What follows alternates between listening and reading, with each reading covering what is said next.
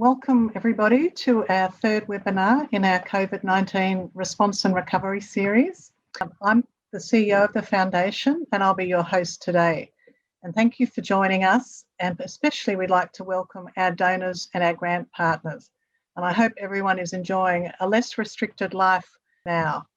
First of all, I would like to acknowledge that our webinar is being held from Melbourne on the lands of the Wurundjeri people and the Bunurong peoples of the Kulin Nation, and acknowledge them as the traditional owners. I pay respect to the elders past, present and emerging, and to other Aboriginal elders who are joining us today. And I also acknowledge that this is NAIDOC Week, a time to celebrate the history, culture and achievements of Aboriginal and Torres Strait Islander peoples. So today we're delighted to welcome two wonderful speakers on the theme of recovery. Eytan Lenko, Executive Chair of Beyond Zero Emissions, who is leading the 1 Million Jobs campaign, and Kate Colvin, the Manager Policy and Communications at Council for Homeless Persons, and also the National Spokesperson for the Everybody's Home campaign for more social and affordable housing. We have been proud to support both these initiatives, and as some of you or many of you would know, our purpose as a foundation is to address the big challenges of the day facing Melbourne and the broader community. Homelessness and climate change have been focus areas of our work for some time now. We're excited by the opportunities that the COVID-19 recovery might provide. I wanted to provide some context for this webinar before we introduce our speakers and our program managers. So the COVID-19 pandemic has been a tremendous health, social and economic challenge, especially in Melbourne during the second wave. As a foundation, we have responded to the COVID challenge in 4 ways. Initially, we were focused on addressing the health impacts through grants to the Alfred Hospital and Monash University. At the same time, we were responding to the need to scale up services for people facing difficulties maintaining their tenancies and to support people facing often unexpected or exacerbated financial hardship. We have also supported building the capability of the charitable sector to strengthen its ability to survive this difficult time. And in that area, we have funded Info Exchange for the Digital Transformation Hub and Justice Connect for their Build Back Better not-for-profit legal service, amongst many other projects. But while we were working on this, we also had a fourth COVID response stream that we were thinking about, and we were thinking about the recovery opportunity. Our soon-to-be released Vital Signs report, which takes a health check of our city, has highlighted some of the issues and challenges we face. Just a few examples to set the scene. 80% of health professionals have seen the impacts of climate change, and the health costs of treatment and emergency admissions due to exposure to bushfire smoke over Black Summer, including heart, lung and asthma complications, were huge, estimated to be $2 billion. 2019 was the hottest and driest year on record, and 50% of Greater Melbourne is 5% hotter than comparative non-developed places, meaning there is a need to green half the city. Yesterday, RMIT released a report, Where Will All the Trees Be?, identifying that Wyndham has the least green cover in Australia's residential areas. In terms of housing, 0.9% of rental properties in Melbourne are affordable for households living on income support payments. And in fact, in terms of affordability, only Hong Kong, Vancouver and Sydney are worse. And there are now 45,698 people, their most recent figures, on the Victorian Housing Register waiting list for social housing. And then if we turn to employment, which really connects all our themes today, the unemployment rate, just for example, for 15 to 24-year-olds is 16.4%, and we have 25% underemployment nationally. We know there are 16 high-risk regions for unemployment in Australia, and 2 are in Melbourne, Northwest and Western Melbourne. So that sets the scene of the challenges we face. But today we want to look at what if we take a fresh look at these challenges and see potential solutions. In a sense, the disruption of COVID-19 has given us an opportunity to think differently. For example, what if we could create jobs and build more social and affordable housing? What if we could create jobs and speed up our transition to a low-carbon economy? What if we support social enterprises working in affordable housing, sustainable food, renewable energy, other clean technology, greening our city, land conservation, and many more areas so they can employ a larger group of vulnerable and diverse workers? And what if business and government set social procurement targets and provided support alongside philanthropy to help social enterprises scale and social impact investment, including in affordable housing, grow? I believe that all of these scenarios are possible and that now is the time for us to seize that opportunity for fresh thinking and for action. It is actually a chance not to be missed. In 5 years' time, we could look back and see tremendous progress in the supply of affordable housing and in our climate transition, and at the same time see millions of jobs created. That is our goal as a foundation. I congratulate our two speakers today because they are both very forward-thinking and some of the key people working on these solutions. After Kate and Eytan have spoken, there'll be an opportunity for Q&A at the end of the presentations. I'd like to welcome Erin Dolan, our Program Manager, Homelessness and Affordable Housing, to welcome Kate Colvin. Thanks, Erin. Thanks, Catherine. So just as way of background, the Lord Mayor's Charitable Foundation has a long history in funding issues around homelessness. Our work in homelessness is focused on interventions that prevent entry or prevent entrenchment into homelessness. The foundation recognizes that the lack of affordable housing is one of the primary causes of homelessness and is committed to supporting innovative responses that increase the supply of quality affordable housing. COVID-19 and lockdown policies enacted in Australia saw the rapid rehousing of thousands of Australians, including rough sleepers, a feat previously deemed impossible. Those experiencing homelessness were placed in vacant hotels due to swift injections of government funding. As restrictions begin to ease in Victoria, the question for those housed in emergency accommodation is, where to now? Fortuitously, Everybody's Home existed before the pandemic. It was established in 2018 to bring cohesion and coordination to the broader community sector's voice for better homelessness and housing policies. Everybody's Home has now grown to include over 300 organizational members across the housing and homelessness sectors, local government, and other industries, and 28,000 community supporters. Lord Mayor's Charitable Foundation was already working with Everybody's Home prior to COVID-19 and provided further funding to continue this important work throughout the lockdown period.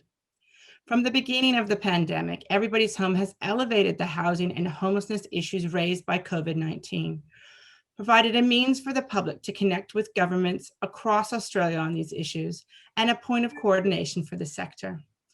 Everybody's Home has developed a plan to ensure housing and homelessness issues related to COVID-19 receive appropriate attention and funding to enable Australians to remain housed. Apart from investment in social and affordable housing, the campaign advocates for broader reforms, including housing tax changes, tenancy law reform, and an increase in Commonwealth rent assistance. Notably, the group is working to encourage a national action plan to address homelessness. This would mean all levels of government working together towards a common goal to prevent homelessness and delivering rapid access to the housing and support people need if they do lose their own home. Kate Colvin is a spokesperson for Everybody's Home and is also the Deputy Director of the Victorian Homelessness Peak Body, Council to Homeless Persons, where she has led the policy and communications team for the past 5 years. Kate has worked in senior leadership and advocacy roles in community organizations for the past 25 years and has played a key role in the development and leadership of other housing campaigns, including Australians for Affordable Housing and the Vote Home campaign. Welcome, Kate. Thanks, Erin, and thanks, Catherine. I'd like to also start by acknowledging the Wurundjeri people of the Kulin Nation as the traditional custodians of the land that I'm joining you on. So what I want to do is explain a bit about the context of homelessness over the past few years, and then talk about, well, what happened during COVID, and then talk a bit about what the strategy is to develop real solutions now. So I'm just going to run through some slides because there are some charts that make it really, I think, easier to understand what's happened. So just to start, in Victoria, I'm going to focus most of my comments on Victoria, but if in the questions you want to ask about other states, I can talk a little bit about what's happened in other states. But certainly in Victoria, we've had growing homelessness over the past decade, quite substantial growing homelessness actually. And the real reason why, the main thing that's changed is that rents have gone up. and particularly at the cheaper end of the rental market. So what this chart is showing us is general rents have increased faster than wages, but the rents paid by low-income households have actually increased even faster than that.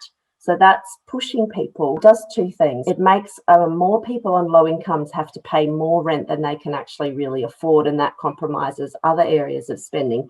But it also means that some people just absolutely can't find a place at all, and then they're pushed into homelessness. And then at the same time, social housing as a proportion of all housing keeps falling because government investment in social housing keeps decreasing. So this chart shows us the federal government's spending on both housing and homelessness, and Indigenous housing as well. The purple bit is the remote Indigenous housing, which doesn't actually come to Victoria, but is actually part of housing spending that's really decreased.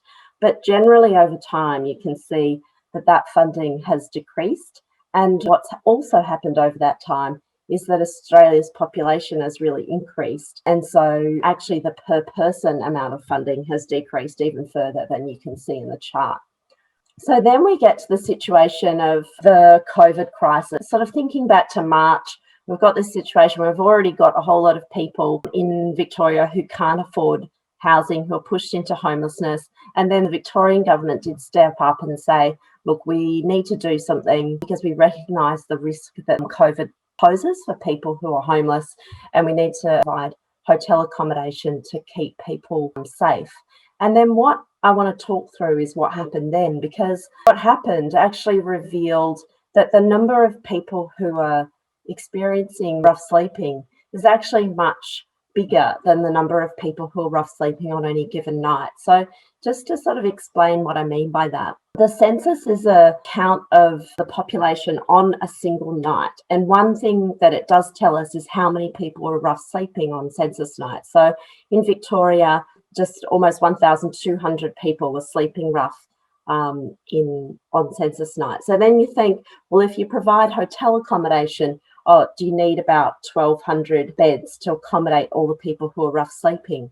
And what happened when the government said to homeless services, look, we want you to make sure that anyone who needs a hotel room, it doesn't have another place to sleep, has safe accommodation. Actually, about 6,000 people were assisted between March and May. And by June, I think we had 4,500 people in hotels. And so what that's showing us is two things. One is that there's a flow of people into homelessness. So I think often we always think, oh, what's happening on a single night? But the thing is you provide accommodation to people who are rough sleeping on a single night. And then the next day, more people have become homeless. And so that adds to the number. And then again, the next day, and again, the next day. So there's a constant flow of people into homelessness. But there's also a flow of people between different forms of accommodation. So I'll go back to this slide, but this is the different sort of forms of accommodation that people bounce through when they're squeezed out of the private rental market. So typically, someone might, in the first instance, and this is very often, particularly women and children escaping family violence, might be able to find a place on a sister's or a friend's lounge room floor, for a short period of time. But then that situation often isn't sustainable, and then they might move into the only form of housing that they can afford, which is a rooming house. The rooming house is often pretty dirty and not a particularly nice form of accommodation, and also a lot of vulnerable people are kind of squashed into a rooming house together. So people might very commonly have the experience of feeling fearful of other tenants, and there can be conflict and issues in rooming houses. And so very often people staying in rooming houses feel very unsafe and sometimes leave the rooming house and end up sleeping rough. But then, of course, rough sleeping is also dangerous. So then they might approach a homelessness service and get put in emergency accommodation, which is also, in some cases, particularly for singles, is actually often a rooming house. What happens is they cycle between these forms of accommodation. So what happened when the government made hotel room accommodation available is that the kind of place that people had to stay in emergency accommodation was better than what you would be staying in if you're in a rooming house. So people then access homeless services to stay in that sort of safer kind of accommodation not just from rough sleeping, but also from rooming houses, or also one of the things that happened during COVID is, of course, you weren't allowed to have visitors. So the option of having people couch surfing with you was less. And so that sort of pushed a lot more people into rooming houses. So just going back to that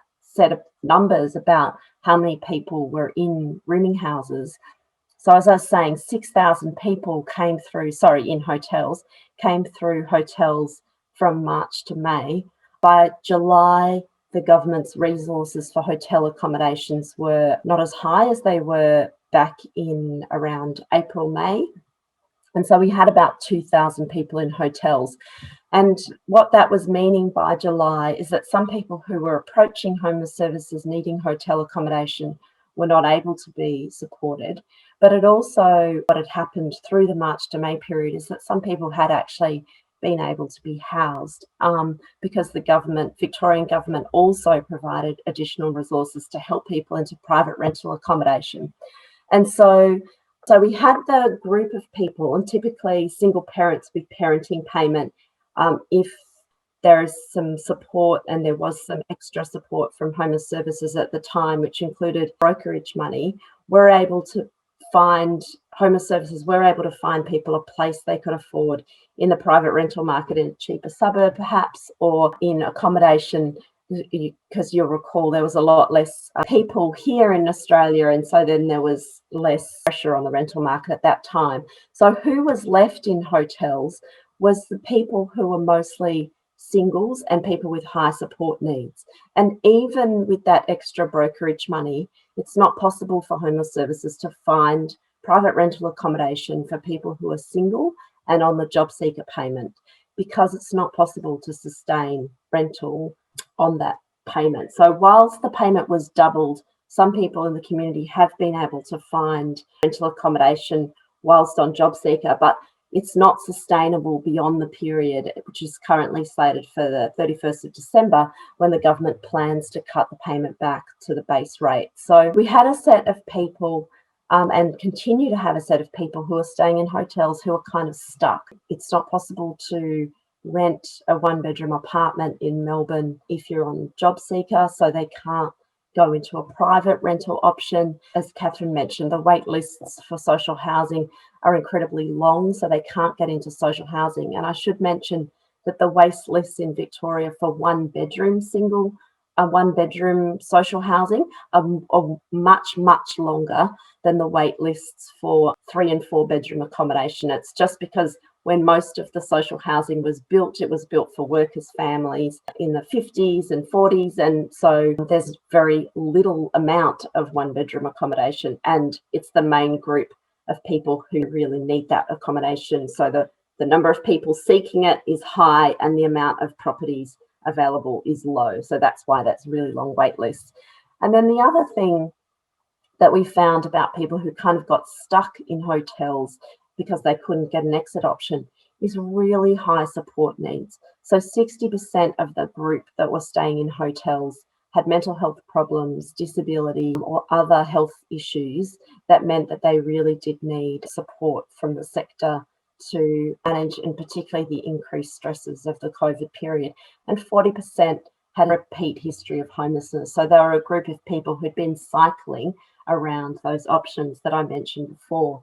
And so that's, I suppose, brings us to thinking about, well, what's the real solutions? Obviously, for people who can afford private rental, the rental subsidies that the Victorian government provided were successful, and that's been a really good option for some people.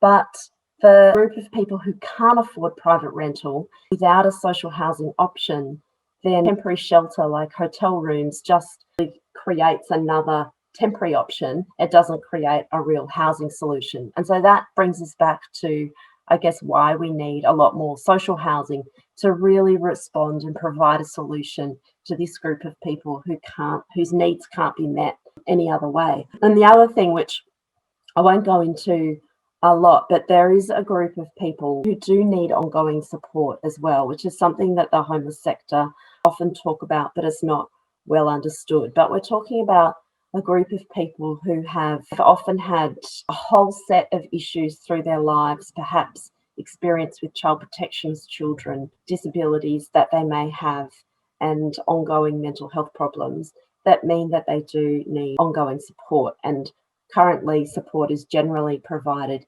into sort of short bursts, which can mean that people become housed and then bounce back into homelessness. So that's another issue to be resolved. So then how do we go about fixing this problem of the need for more social housing? So I want to just take you through some of the work that Everybody's Home has done in the lead into the federal budget.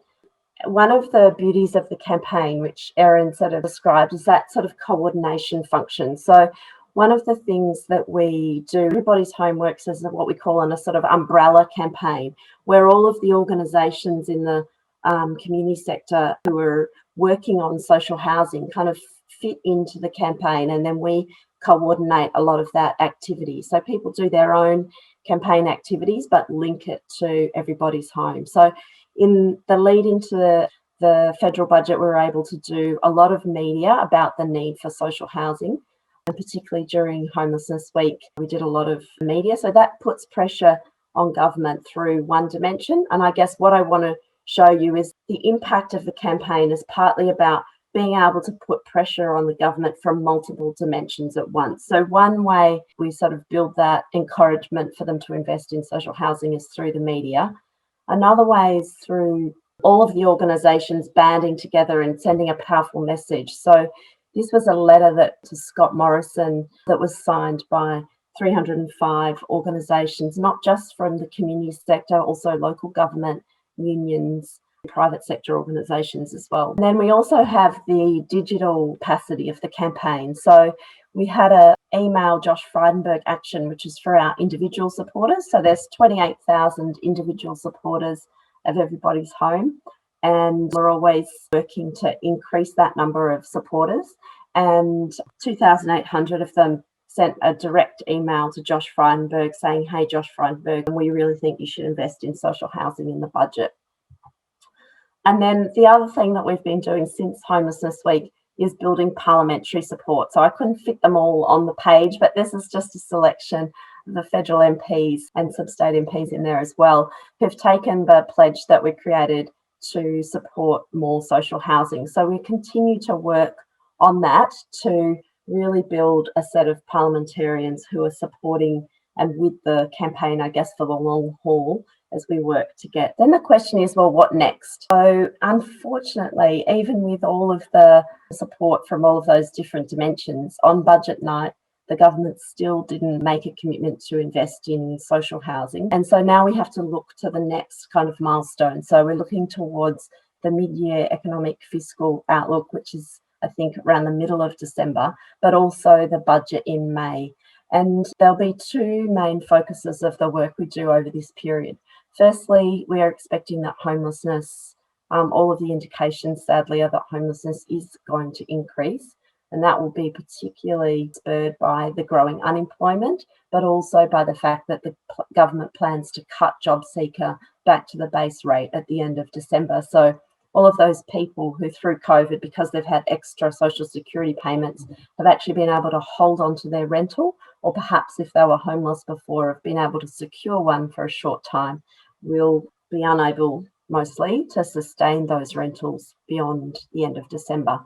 So we need to keep a focus on that growing homelessness and also make it clear to the public that the reason that homelessness is growing is because of decisions that the government has made around welfare payments and around their decision to not invest in social housing, and then continue to draw the links with the solution, which is both adequate welfare payments and that the government does invest in social housing.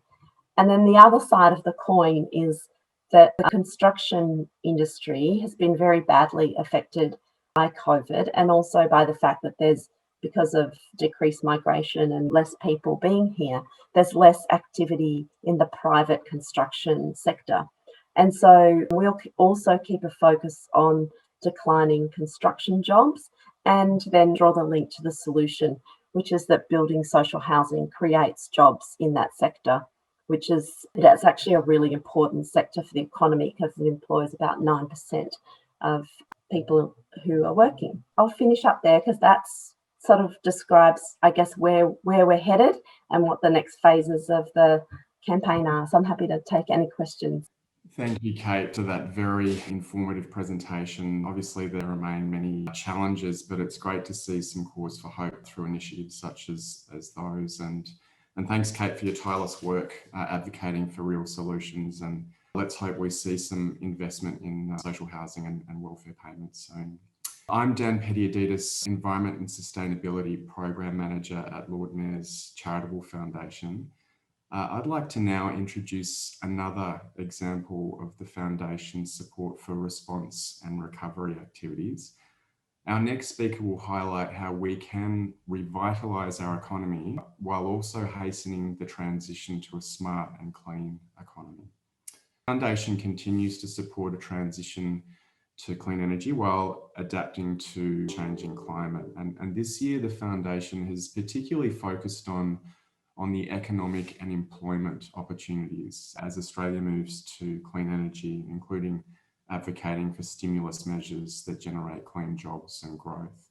So we've already supported 2 smart energy summits with government, industry, academic experts showing how to revitalise and decarbonise our economies at the same time. At least 10,000 delegates were involved. Social media was extremely extensive and hundreds of television and newspaper pieces have amplified those key messages. And the Foundation will continue to communicate and advocate for clean jobs and growth opportunities in the months ahead.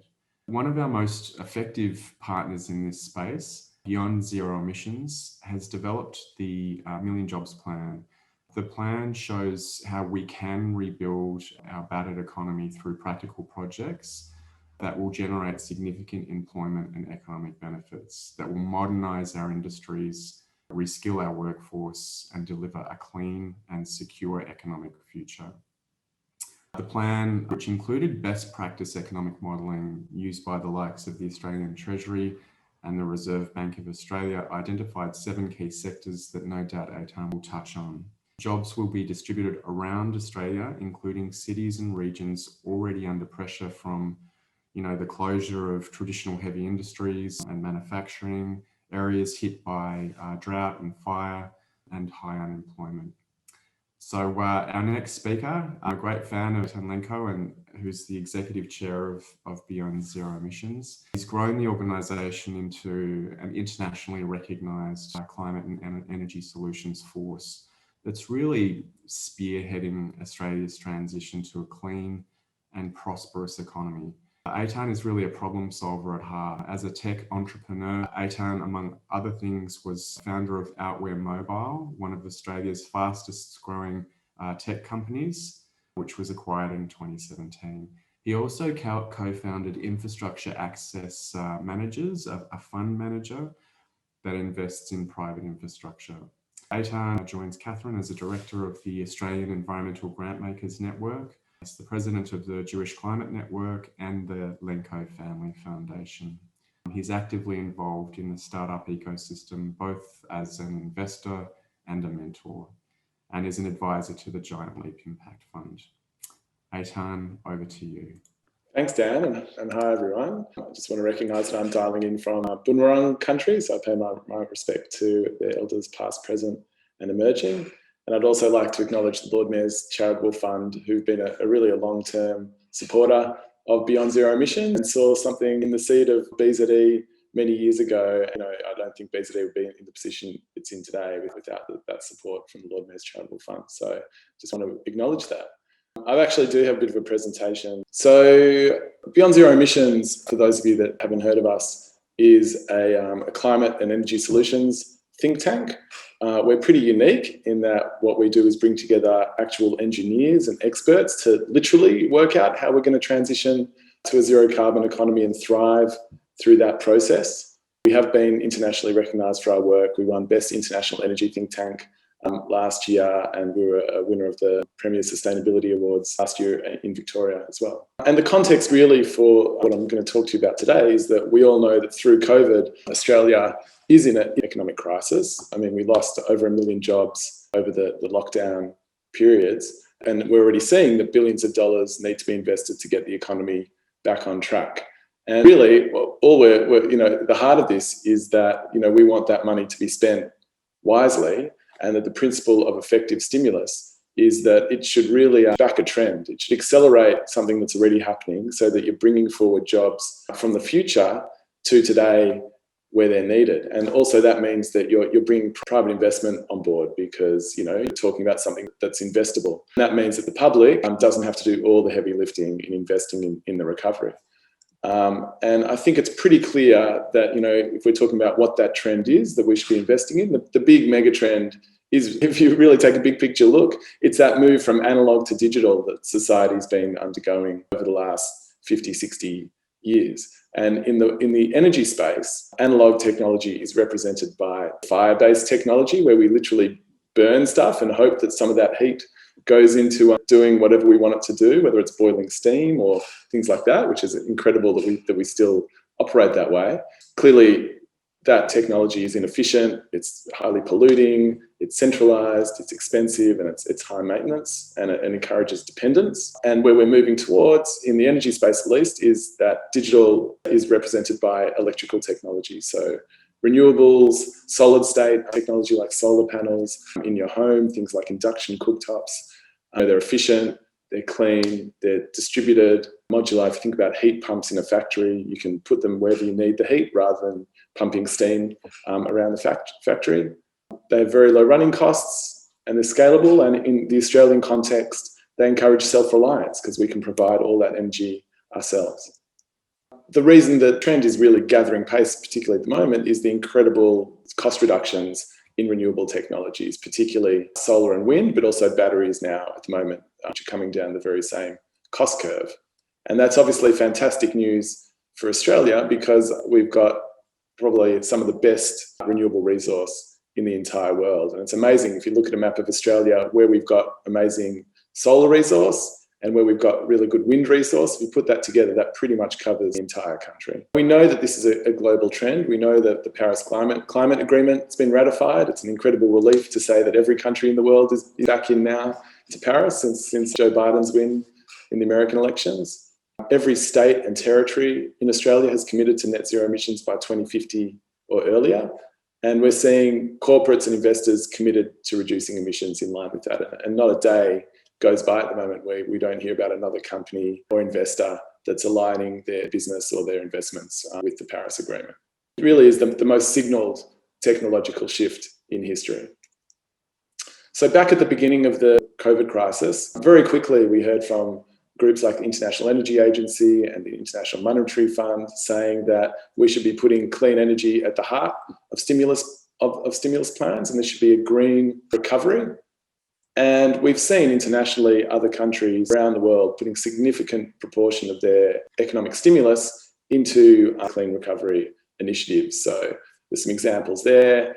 Since this slide was produced, obviously now the US is going to come to the table. I mean, Joe Biden has a $2 trillion plan, and it's been very encouraging to see him consistently throughout his campaign linking climate change, action and jobs. So we're looking to US to make a big contribution. And also in the last couple of weeks, China, Japan, South Korea have all committed to net zero emissions in a 2050 or in China's case, 2060 timeframe. And just as an example of what all that stimulus is doing, this chart shows public R&D spending on hydrogen over the last 5 years.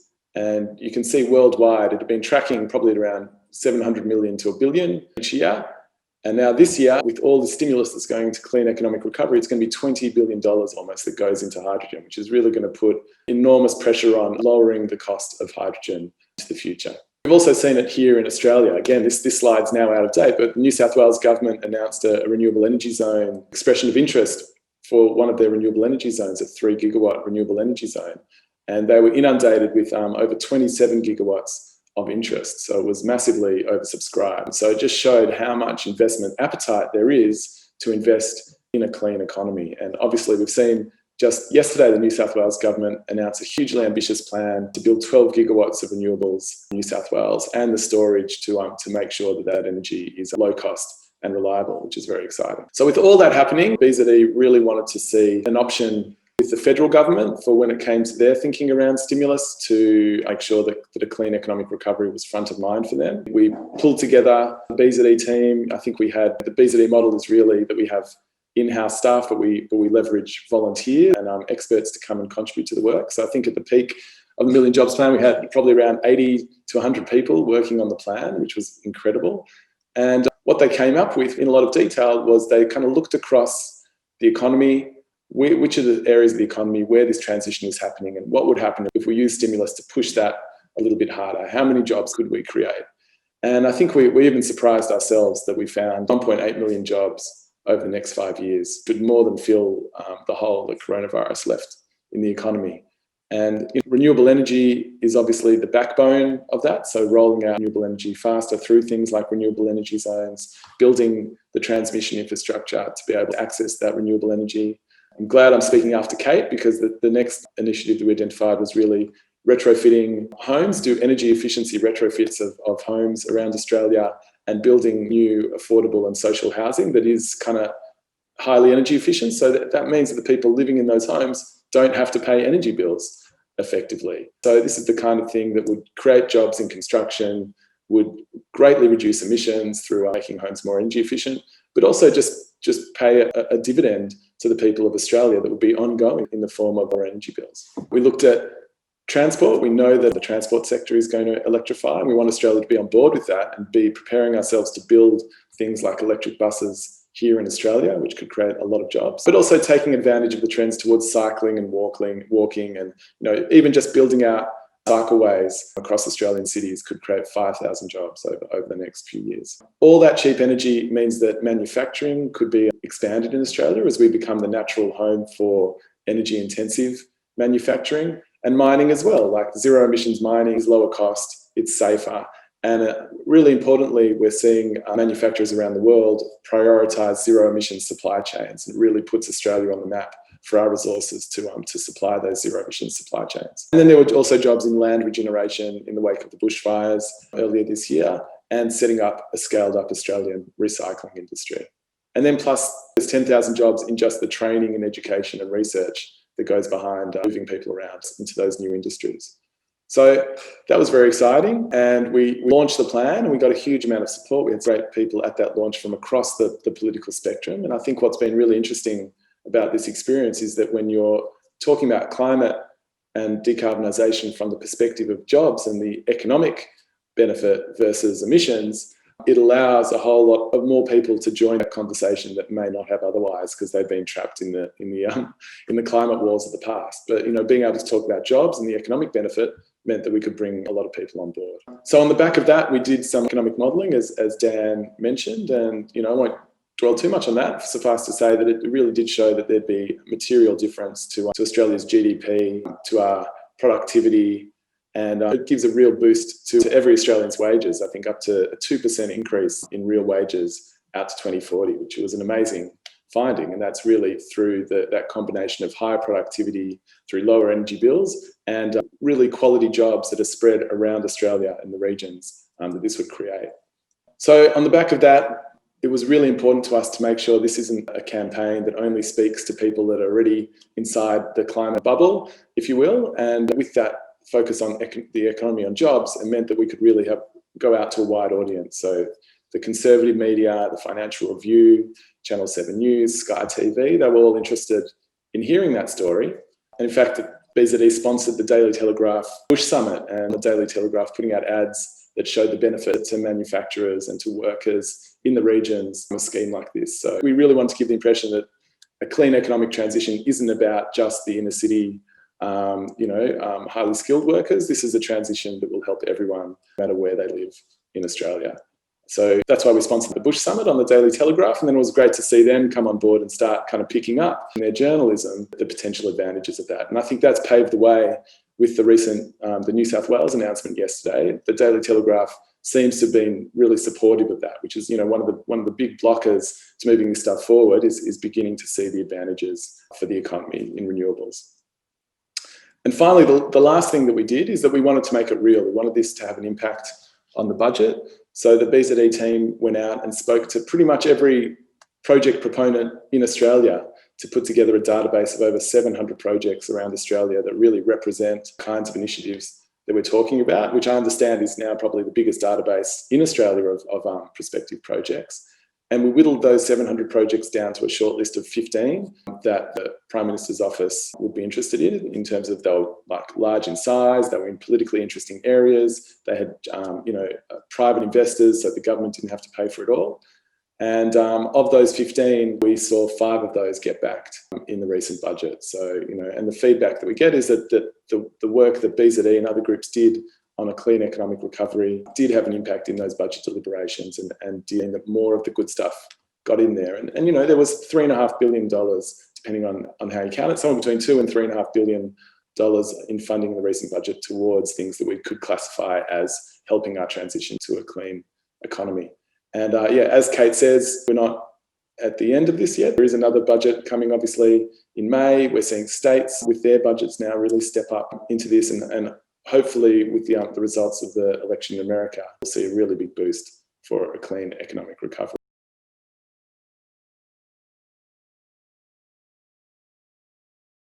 Thank you very much, Eytan. Both of you are very inspiring, and the connections between the retrofit of housing and the building of sustainable, affordable housing is something we really have been advocating for and putting into the projects we've actually made grants to. We want them to be very sustainable and very energy efficient. So great to see that in both presentations. There's just one question I'll respond to before I throw to both of you. There's a question about why does LMCF believe that we're in the recovery phase in the pandemic ongoing, and we need to continue to respond to the challenges as they present themselves. And yes, and in the introduction, we're actually working on 4 streams for COVID. So we had health response, we've got the social and economic response, which is ongoing, obviously, continuing to be economic challenges, and also the charitable sector resilience response. And then this recovery stream is the 4th stream. So it's actually a very strange, if you think of this as a disaster response, really, COVID-19, it's very different from normally recovering from a flood or a bushfire. We're actually sort of going in a cycle, and we're having to deal with everything at once. So we're dealing with immediate response and longer term recovery all the time. Yeah, that's just the nature of where we find ourselves.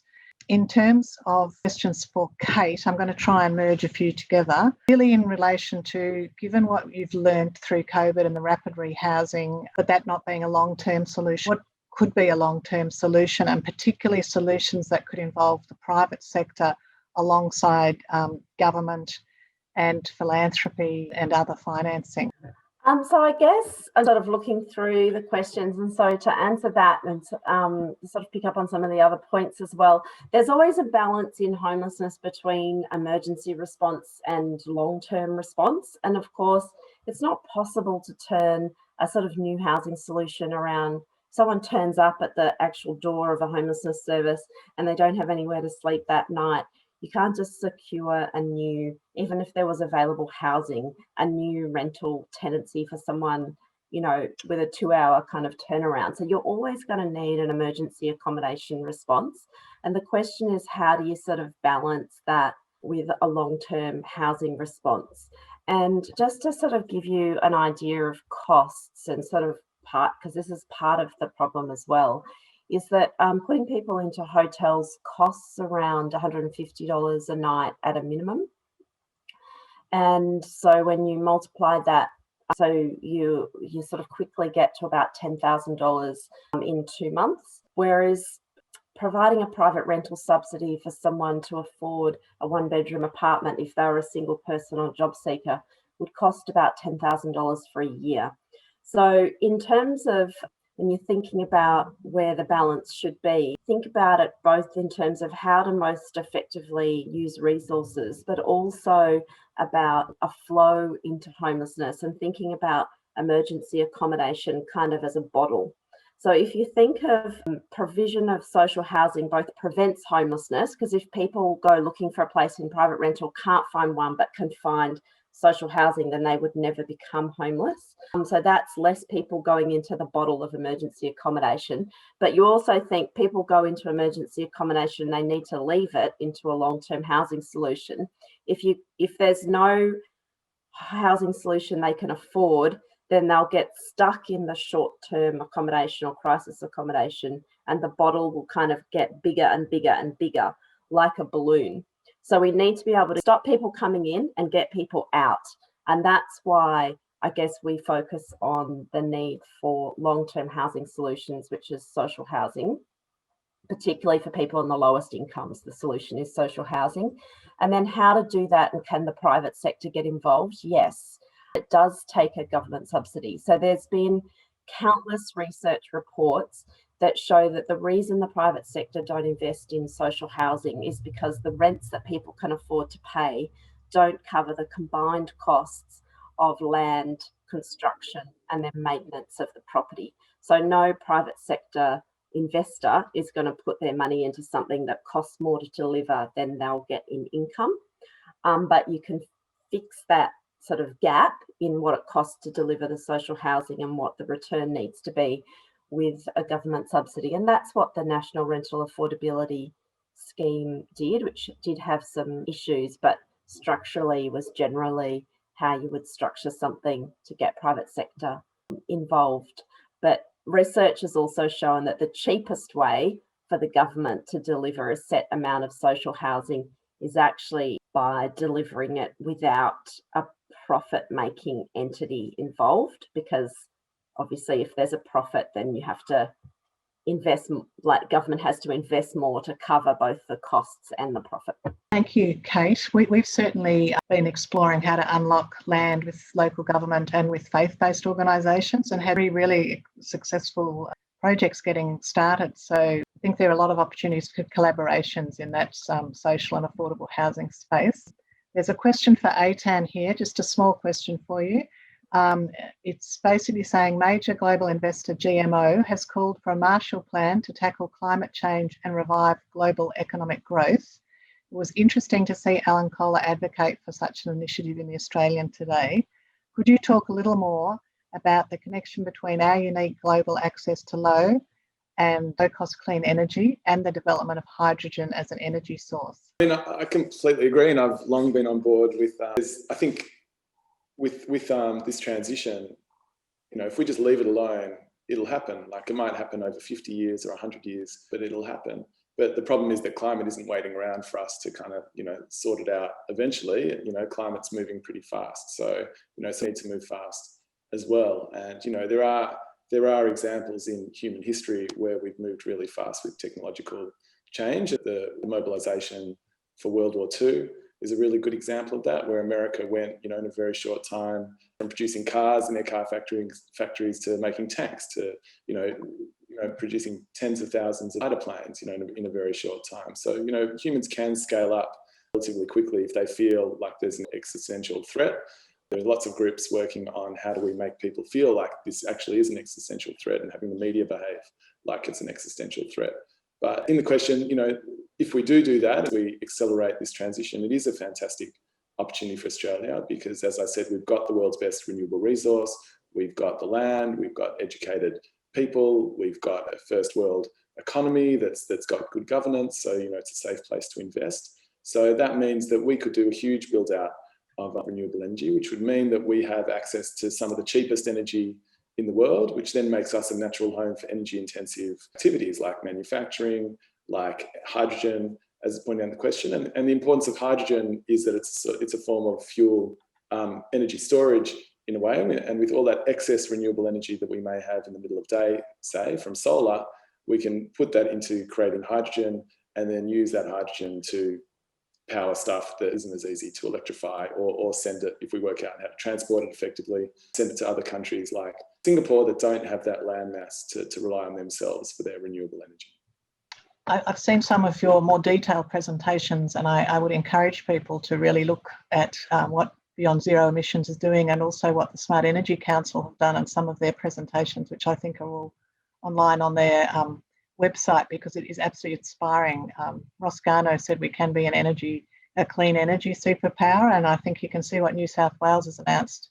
I think it was yesterday. So I think there's really a lot of potential for us. I'm sure there's lots of wonderful creative thoughts coming through the Q&A now about the financing of single room accommodation of both international students and older people. And we'll take all that on board because we're actually really, we're just getting CEFA to do a paper for us on other innovations that could help address the affordable housing challenge. So I just wanted to thank everybody for attending. I'm looking forward to 2021 being a really strong year where we actually tackle both homelessness and the climate transition. I think we can definitely do well and build back better at the same time while we're supporting people who are facing social and economic challenges. And of course, the health challenge, which is ongoing for the moment. Webinar is taped. The first two in the series have also been taped, so visit our website for those and we'll send a link around for these. And if anybody is interested in supporting this work through a donation or collaborating with us in any of these projects, please get in touch with us. We'd love to work with you. So thank you all very much and wish you a happy rest of the day. Thanks.